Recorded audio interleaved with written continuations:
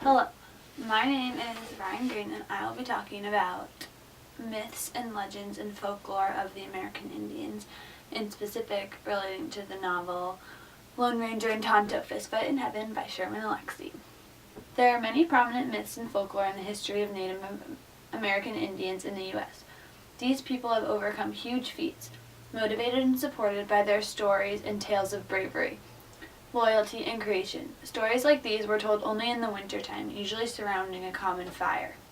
The storyteller, the most well-versed person who knew the most stories, would talk long into the night, as various people would come and go.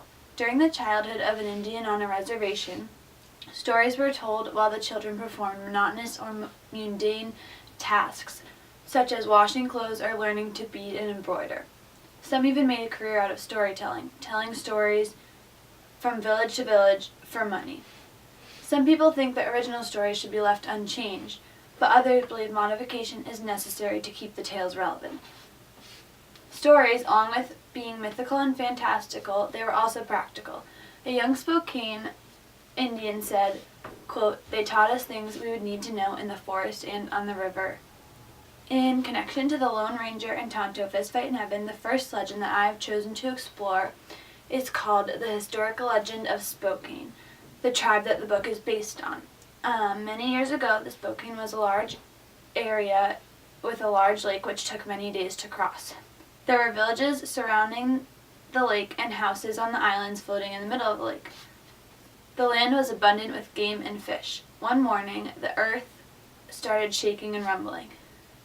The Indians that lived there began to flee because the shaking of the earth was causing huge and rushing waves to come crashing over everything. Mount Spokane, the little mountain that, quote, grew big overnight, took some to her care from the waves and rushing waters. The earth sucked the lake into the, quote, below world, which is a theme that comes up in a lot of Native American stories. The sun came back out, and the few that remained alive came back down from the Little Sun Mountain. They followed a tiny trickle of water to what is now Spokane territory. Indians had nothing, sustaining a meager existence and survival until spring. Then the snow melted and creating a river, which also created a rainbow, giving the people hope. Thus, the creation of Spokane. The final line of the story says, quote, "It is a promise of blessing as long as we are a blessing to others in the friendly city Spokane." The second story that I chose to research was called The Origin of Spokane Falls, which is not on the reservation, but very close to the Spokane Reservation. An interesting thing to consider that Sherman Alexie himself pointed out is that the Spokane Reservation land is not anything sacred or meaningful to the tribe. They were just placed where there was room. In fact, the more sacred areas are places off the reservation, like Spokane Falls, which I will talk about, and the actual town of Spokane, which contains spiritual and sacred meaning to the people. The story begins with Coyote and Fox, two of the higher up animals that were used in storytelling, traveling together walking up the river. When they arrived at the spot where Spokane Falls is today, Coyote said, "I believe I'll get married. I'll take a woman of the Pendiorles tribe to be my wife." So, Coyote went to see the chief of this tribe and inquired for a wife. The chief said no because he was opposed to intermarriage with other tribes. Coyote, disappointed and angry, replied with, quote, "Then I will make a falls here in the river. I will make a falls so that the salmon cannot get past them," end quote. Finally, there's a few things that I have taken directly from the book that are relevant and useful in connecting these stories and backgrounds. At the beginning of the short story, Distances, in The Lone Ranger and Tonto Fistfight in Heaven, there is an intro quote that is a myth that was associated and told many times during Sherman Alexie's and many other Native American childhoods. It starts, quote, "Indians must dance everywhere, keep on dancing. Pretty soon, in next spring, Great Spirit come. He bring back all game of every kind. The game be thick everywhere. All dead Indians come back and live again.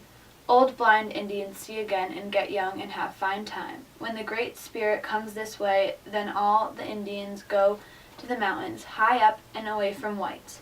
Whites can't hurt Indians then. Then, while Indians way up high, big flood comes like water and all white people die, get drowned. After that, water go away, and then nobody but Indians everywhere and game all kinds thick. The medicine man tells Indians to send word to all Indians to keep up dancing and the good time will come. Indians who don't dance, who don't believe in this world, will grow little, just about a foot high, and stay that way. Some of them will be turned into wood and burned in fire. In all of these stories, there are connections and themes interlaced in them that are occurring in most Indian folklore throughout the Pacific Northwest and beyond. From the Lone Ranger and Tonto Fistfight in Heaven, there are small details that relate to myths that I have already talked about and more. Relating to the legend of Spokane Falls on page 190, the narrator says, quote, "These days, living alone in Spokane, I wish I lived closer to the river, to the falls where the ghosts of salmon jump," unquote. And on page 196, quote, "Years ago, these hands might have held the spear that held the salmon that held the dream of the tribe," unquote. Overall, the myths and legends that exist are an important part of Indian culture and history. They give people hope, despair, an explanation for the creation of their universe, and an imagination that allows them to survive. Most of the stories are told with the intent of providing a meaningful part of history or teaching the young ones in the tribe a valuable lesson. They are told through the animals, an important part of Indian folklore and culture. They contain themes of pain and death similar to the novel. The pain conveyed in the myths is the beginning of the pattern that still plagues the Native American population today.